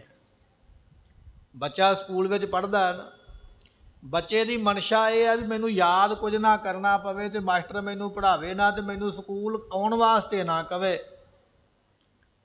ਤੇ ਜਿੱਦਣ ਮੇਰਾ ਪੇਪਰ ਆ ਜਾਵੇ, ਮਾਸਟਰ ਆਖੇ ਬੱਚਿਆ ਤੂੰ ਤੇ ਘਰੇ ਜਾ ਤੇ ਤੇਰਾ ਪੇਪਰ ਇੱਥੇ ਮੈਂ ਕਰ ਦਿੰਦਾ ਤੇ ਮੈਂ ਪਹਿਲੇ ਨੰਬਰ ਤੇ ਪਾਸ ਹੋਵਾਂ। ਚਾਹੁੰਦਾ ਤੇ ਹਰੇਕ ਵਿਦਿਆਰਥੀ ਇਹੋ ਹੀ ਹੈ, ਪਰ ਹੁੰਦਾ ਨਹੀਂ ਹੈ। ਸਕੂਲ ਵੀ ਜਾਣਾ ਪਵੇਗਾ, ਹਾਜ਼ਰੀ ਵੀ ਲਾਉਣੀ ਪਵੇਗੀ, ਪੜ੍ਹਨਾ ਵੀ ਪਵੇਗਾ, ਆਪ ਹੀ ਆਪਣੀ ਕਿਸਮਤ ਲਿਖਣੀ ਪਵੇਗੀ। ਜੇ ਲਿਖੇ ਪੜ੍ਹਿਆ ਹੋਵੇਗਾ ਤਾਂ ਲਿਖੇਗਾ। ਇਸੇ ਤਰ੍ਹਾਂ ਹੀ ਅਸੀਂ ਵੀ ਬੱਚੇ ਹਾਂ, ਮਹਾਰਾਜ ਦੇ ਸਕੂਲੇ ਆ ਕੇ ਬੈਠੇ ਹਾਂ। ਅਸੀਂ ਵੀ ਆਂਦੇ ਹਾਂ ਵੀ ਸਾਨੂੰ ਸੰਗਤ ਵਿੱਚ ਨਾ ਆਉਣਾ ਪਵੇ ਤੇ ਮਹਾਰਾਜ ਸਾਨੂੰ ਤੜਕੇ ਵੀ ਨਾ ਉੱਠਣਾ ਪਵੇ, ਸਾਨੂੰ ਨਿਤਨੇਮ ਵੀ ਨਾ ਕਰਨਾ ਪਵੇ। ਤੁਸੀਂ ਸਾਨੂੰ ਕੋਈ ਗੱਲ ਕਹੋ ਹੀ ਨਾ ਵੀ ਆਹ ਸਿੱਖਿਆ ਕਰ, ਅਸੀਂ ਕਰੀਏ ਕੁਝ ਨਾ, ਬਸ ਤੁਹਾਡੇ ਕੋਲ ਆਈਏ ਤੇ ਤੁਸੀਂ ਸਾਨੂੰ ਮੁਕਤ ਕਰ ਦਿਓ ਆਉਂਦੇ ਆਂ। ਇਹ ਸਿੱਖ ਵੀ ਇਹੋ ਕੁਝ ਹੀ ਕਹਿੰਦਾ ਪਿਆ ਵੀ ਮਹਾਰਾਜ ਮੈਂ ਦੁਨੀਆ ਵੱਲੋਂ ਹੋ ਗਿਆ ਦੁਖੀ ਤੇ ਆਪ ਜੀ ਕਿਰਪਾ ਕਰਕੇ ਮੈਨੂੰ ਮੁਕਤ ਕਰ ਦਿਓ, ਜੰਮਣ ਮਰਨਾ ਮਿਟਾ ਦਿਓ ਤੇ ਪਾਪ ਕਰ ਦਿਓ ਨਾਸ। ਧੰਨ ਗਰੀਬ ਨਵਾਜ ਮਹਾਰਾਜ ਨੇ ਬਚਨ ਸੁਣੇ ਤੇ ਸਤਿਗੁਰੂ ਕਹਿਣ ਲੱਗੇ ਹਨ, ਪੜਿਓ ਨਹੀਂ ਮੈਂ ਵਿਦਿਆ ਕੋਈ। ਸਤਿਗੁਰੂ ਪਾਤਸ਼ਾਹ ਨੂੰ ਕਹਿੰਦਾ ਵੀ ਮਹਾਰਾਜ ਕਿਤੇ ਮੈਨੂੰ ਪਾਠ ਕਰਨ ਵਾਸਤੇ ਨਾ ਕਹਿ ਦੇਣ। ਉਹਦੇ ਮਨ ਵਿੱਚ ਇਹ ਗੱਲ ਆ ਗਈ ਵੀ ਮਹਾਰਾਜ ਨੇ ਕਹਿਣਾ ਵੀ ਤੜਕੇ ਉੱਠ ਕੇ ਪਾਠ ਕਰਿਆ ਕਰ। ਮਹਾਰਾਜ ਮੈਂ ਪੜ੍ਹਿਆ ਲਿਖਿਆ ਨਹੀਂ, ਉਹਨੇ ਪਹਿਲਾਂ ਹੀ ਕਹਿ ਦਿੱਤਾ ਵੀ ਮਹਾਰਾਜ ਕਿਤੇ ਕਹਿ ਹੀ ਨਾ ਦੇਣ ਤੇ ਮੈਂ ਪਹਿਲਾਂ ਹੀ ਆਪਣਾ ਤੀਰ ਚਲਾ ਦਿਆਂ। ਪੜ੍ਹਿਓ ਨਹੀਂ ਮੈਂ ਵਿਦਿਆ ਕੋਈ। ਮਹਾਰਾਜ ਮੈਂ ਨਹੀਂ ਜੇ ਕੋਈ ਵੀ ਪੜ੍ਹਾਈ ਪੜ੍ਹਿਆ, ਇਲ ਤੋਂ ਕੁੱਕੜ ਮੈਨੂੰ ਕੋਈ ਨਹੀਂ ਜੇ ਆਉਂਦਾ, ਨਾ ਪੰਜਾਬੀ ਆਵੇ, ਨਾ ਗੁਰਮੁਖੀ ਆਵੇ, ਨਾ ਮੈਨੂੰ ਹਿੰਦੀ ਆਵੇ, ਫਾਰਸੀ ਨਾ ਆਵੇ ਤੇ ਨਾ ਮੈਨੂੰ ਅਰਬੀ ਆਵੇ। ਮਹਾਰਾਜ ਮੈਂ ਚਿੱਟਾ ਅਨਪੜ੍ਹ ਗੂਠਾ ਛਾਪ ਬੰਦਾ ਹਾਂ, ਮੈਂ ਨਹੀਂ ਜੇ ਵਿਦਿਆ ਪੜ੍ਹਿਆ ਤੇ ਕਿਤੇ ਮੈਨੂੰ ਪਾਠ ਕਰਨ ਵਾਸਤੇ ਨਾ ਤੁਸੀਂ ਕਹਿ ਦਿਓ ਵੀ ਆਹ ਪਾਠ ਕਰਿਆ ਕਰ, ਉਹ ਮੇਰੇ ਤੋਂ ਨਹੀਂ ਹੋਣਾ। ਅਗਲਾ ਬਚਨ ਕਰਦਾ ਹੈ, ਵਰਨ ਗੁਰਮੁਖੀ ਲਖੇ ਨਾ ਸੋਈ। ਤੇ ਫਿਰ ਆਪਣੀ ਸਿੱਧੀ ਗੱਲ ਤੇ ਆ ਹੀ ਗਿਆ ਵੀ ਜਿਹੜੀ ਬਾਣੀ ਹੈ ਉਹ ਤੇ ਗੁਰਮੁਖੀ 'ਚ ਲਿਖੀ ਹੋਈ ਹੈ ਨਾ, ਤੇ ਮਹਾਰਾਜ ਨੇ ਕਹਿਣਾ ਵੀ ਤੂੰ ਗੁਰਮੁਖੀ ਪੜ੍ਹਿਆ ਕਰ ਤੇ ਬਾਣੀ ਪੜ੍ਹਿਆ ਕਰ। ਇਹਨੇ ਫਿਰ ਦੂਜੀ ਗੱਲ ਕੀਤੀ, ਮਹਾਰਾਜ ਵੀ ਜਿਹੜੀ ਗੁਰਮੁਖੀ ਹੈ ਨਾ ਤੁਹਾਡੀ ਬਾਣੀ, ਇਹ ਤੇ ਮੈਨੂੰ ਮਹਾਰਾਜ ਬਿਲਕੁਲ ਨਹੀਂ ਜੇ ਪੜ੍ਹਨੀ ਆਉਂਦੀ, ਇਹਦੇ ਤੇ ਮੈਂ ਨੇੜਿਓਂ ਵੀ ਨਹੀਂ ਲੰਘਿਆ, ਨਾ ਮੈਨੂੰ ਇਹ ਅੱਖਰ ਸਮਝ ਆਉਂਦੇ ਜੇ। ਮਨ ਦਾ ਭਾਵ ਇਹ ਹੀ ਹੈ ਵੀ ਕਿਤੇ ਮਹਾਰਾਜ ਮੈਨੂੰ ਪਾਠ ਕਰਨ ਵਾਸਤੇ ਨਾ ਕਹਿ ਦੇਣ। ਸਾਡੇ ਮਨਾਂ ਵਿੱਚ ਵੀ ਇਹੋ ਕੁਝ ਹੀ ਹੁੰਦਾ ਵੀ ਪਾਠ ਤੇ ਭਾਈ ਜੀ ਕਰਨ ਤੇ ਫਲ ਉਹਦਾ ਸਾਨੂੰ ਮਿਲੇ, ਅਸੀਂ ਪਾਠ ਦੇ ਵਿੱਚ ਆ ਕੇ ਬੈਠੀਏ ਵੀ ਨਾ, ਸੁਣੀਏ ਵੀ ਨਾ, ਪਰ ਇਦਾਂ ਹੁੰਦਾ ਨਹੀਂ ਹੈ। ਪਾਠ ਉਹ ਸਾਨੂੰ ਪ੍ਰਾਪਤ ਹੋਣਾ ਜਿਹੜਾ ਅਸੀਂ ਸੁਣ ਲਵਾਂਗੇ। ਸੁਣਨ ਵਾਲਾ ਸੁਣਨ ਨੂੰ ਤਿਆਰ ਨਹੀਂ, ਸਾਡੇ ਵਰਗੇ ਸੁਣਾਉਣ ਨੂੰ ਤਿਆਰ ਨਹੀਂ। ਇਹ ਤੇ ਰੋਟੀਆਂ ਕਾਰਨ ਪੂਰੇ ਤਾਲ ਵਾਲਾ ਕੰਮ ਬਣਿਆ ਪਿਆ। ਵਿਚਾਰ ਇਹ ਹੈ, ਕਹਿਣ ਲੱਗਾ ਵੀ ਮਹਾਰਾਜ ਮੈਨੂੰ ਗੁਰਮੁਖੀ ਬਿਲਕੁਲ ਨਹੀਂ ਆਉਂਦੀ, ਪੰਜਾਬੀ ਦੀ ਆਉਂਦੀ ਨਹੀਂ ਨਾ ਪੜ੍ਹਨੀ। ਉਸ ਵੇਲੇ ਫਿਰ ਗੁਰੂ ਕਹਿਓ ਤੂੰ ਧਨ ਮਹਾਨਾ। ਤੇ ਸਤਿਗੁਰੂ ਹੱਸ ਪਏ, ਕਹਿਣ ਲੱਗੇ ਬੱਲੇ ਓ ਸਿੱਖਾ, ਤੂੰ ਤੇ ਫਿਰ ਧਨ ਹੀ ਹੋਇਆ ਨਾ, ਧਨ ਹੀ ਹੋਇਆ ਨਾ। ਤੇਰੇ ਵਰਗਾ ਤੇ ਫਿਰ ਕੁਝ ਨਹੀਂ ਨਾ ਹੋ ਸਕਦਾ ਵੀ ਜਿਹਨੂੰ ਆਉਂਦਾ ਵੀ ਕੱਖ ਨਹੀਂ ਔਰ ਕਰਨਾ ਵੀ ਕੱਖ ਨਹੀਂ ਚਾਹੁੰਦਾ। ਸਤਿਗੁਰੂ ਹੱਸ ਪਏ ਵੇਖ ਕੇ। ਮਹਾਰਾਜ ਕਹਿੰਦੇ ਬੱਲੇ ਬੱਲੇ ਧੰਨ ਸਿੱਖਾ, ਤੂੰ ਤੇ ਧੰਨ ਤੇਰੀ ਕਮਾਈ, ਜਿਹਨੇ ਐਸੇ ਬਚਨ ਆਖੇ ਨੇ। ਫਰਮਾਉਂਦੇ ਹਨ। ਭਇਓ ਵਿਰਾਗ ਜਗਤ ਦੁਖ ਮਨ। ਹੁਣ ਸਤਿਗੁਰੂ ਪਾਤਸ਼ਾਹ ਮਹਾਰਾਜ ਦੇ ਨਾਲ ਚਲਾਕੀ ਕਰਨ ਵਾਸਤੇ ਤੇ ਬੜੇ ਆਉਂਦੇ ਨੇ, ਉਦੋਂ ਵੀ ਆਉਂਦੇ ਤੇ ਅੱਜ ਵੀ ਆਉਂਦੇ, ਪਰ ਗੁਰੂ ਨਾਲ ਚਲਾਕੀ ਚੱਲਦੀ ਨਹੀਂ ਨਾ। ਆ ਕੇ ਇੱਥੇ ਚਲਾਕੀਆਂ ਸਭ ਫੇਲ ਹੋ ਜਾਂਦੀਆਂ। ਸਹਿਸ ਸਿਆਣਪਾਂ ਲੱਖ ਹੋਏ ਤਾਂ ਇੱਕ ਨਾ ਚੱਲੈ ਨਾਲ। ਇੱਥੇ ਸਿਆਣਪਾਂ ਨਹੀਂ ਚੱਲਦੀਆਂ। ਆ ਕੇ ਵਰਤ ਤੇ ਉਹ ਗਿਆ ਵੀ ਮੈਨੂੰ ਆਉਂਦਾ ਕੱਖ ਨਹੀਂ ਜੇ ਤੇ ਮੈਨੂੰ ਮੁਕਤ ਕਰੋ, ਤੇ ਸਤਿਗੁਰੂ ਹੱਸ ਕੇ ਕਹਿੰਦੇ ਵੀ ਧੰਨ ਹੈ ਤੂੰ ਭਾਈ ਜਿਹਨੂੰ ਕੱਖ ਨਹੀਂ ਆਉਂਦਾ ਅਜੇ ਤੱਕ, ਅੱਧੀ ਉਮਰਾਂ ਤੂੰ ਬਤੀਤ ਕਰ ਲਈ ਹੈ। ਹੁਣ ਮਹਾਰਾਜ ਇਹਦਾ ਬੇੜਾ ਕਿਵੇਂ ਪਾਰ ਲਾਉਣਗੇ, ਇਹਨੂੰ ਕੀ ਉਪਦੇਸ਼ ਦੇਣਗੇ। ਤੇ ਸਾਡੇ ਵਿੱਚ ਵੀ ਕਈ ਇਸ ਤਰ੍ਹਾਂ ਦੇ ਹੋਣਗੇ, ਇਹ ਜੇ ਅਸੀਂ ਕੱਲ ਨੂੰ ਸੁਣਾਂਗੇ ਨਾ ਬਚਨ ਆ ਕੇ, ਤੇ ਸਾਡੀ ਵੀ ਜ਼ਿੰਦਗੀ ਦਾ ਬੇੜਾ ਪਾਰ ਹੋਵੇਗਾ। ਮਹਾਰਾਜ ਕਿਵੇਂ ਇਹਦਾ ਭਲਾ ਕਰਦੇ ਸਿੱਖ ਦਾ, ਉਹ ਆਪਾਂ ਕੱਲ ਨੂੰ ਸਰਵਣ ਕਰਾਂਗੇ। ਸਮੇਂ ਦੀ ਸਮਾਪਤੀ, ਭੁੱਲਾਂ ਦੀ ਮੁਆਫੀ, ਲੇਖੈ ਕਤਹਿ ਨ ਛੁਟਿਐ। ਕਿਨ ਕਿਨ ਭੂਲਨ ਹਾਰ। ਬਖਸ਼ਣ ਹਾਰ ਬਖਸ਼ ਲੈ, ਨਾਨਕ ਪਾਰ ਉਤਾਰ। ਵਾਹਿਗੁਰੂ ਜੀ ਕਾ ਖਾਲਸਾ, ਵਾਹਿਗੁਰੂ ਜੀ ਕੀ ਫਤਿਹ। ਸਤਨਾਮ ਸ੍ਰੀ ਵਾਹਿਗੁਰੂ ਸਾਹਿਬ ਜੀਓ। ਗਿਆਨ ਧਿਆਨ ਕਿਛ ਕਰਨ ਨ ਜਾਣਾ।